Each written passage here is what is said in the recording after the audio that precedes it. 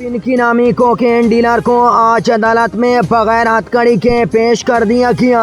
Police का कहना था कि हथकड़ी इसलिए नहीं लगाई क्योंकि ये वैसे ही सांप के दिलों में जकड़ी हुई है। इलाका मकीनों का कहना था कि पिनकी इतना मशहूर हो चुकी है कि अब मोहल्ले के बच्चे चोर सिपाही नहीं बल्कि पिनकी पुलिस खेलते हैं। आखिर में पिनकी मुस्कुरा कर बोली, हथकड़ियों की क्या जरूरत, मेरे इश्क में तो पूरा महकमा पहले से गिरफ्तार है।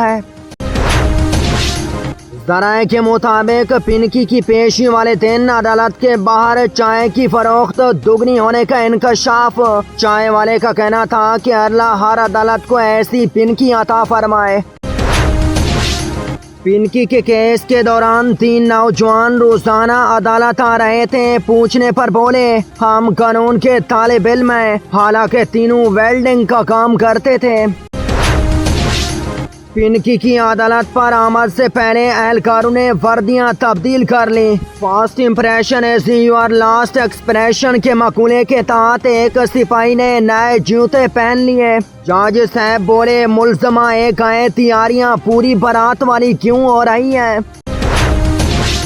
शहर की मशहूर कोकेन डीलर पिनकी आज अदालत पहुंची तो एक हवालदार ने फौरन जेब से कंघा निकाल लिया। जराये के मुताबिक एहलकार इतना तैयार होकर आए थे जैसे ड्यूटी पर नहीं, फैमिली रिश्ता प्रोग्राम में जा रहे हूँ। उधर जज साहब फैल देखकर बोले, ये पुलिस है या दूल्हे के दोस्तों की टीम?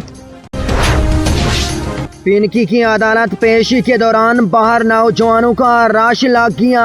पुलिस ने वजाहत देते हुए कहा कि ये एहतजाज नहीं, सिर्फ दीदार पार्टी है। जराये के मुताबिक 2 लड़के तो सिर्फ इसलिए कोर्ट आए थे कि कहीं सौटोरी में नजर आ जाएं। आखिर में जज साहब ने कहा कि अगली समाअत व्हाट्सएप वीडियो कॉल पर होगी।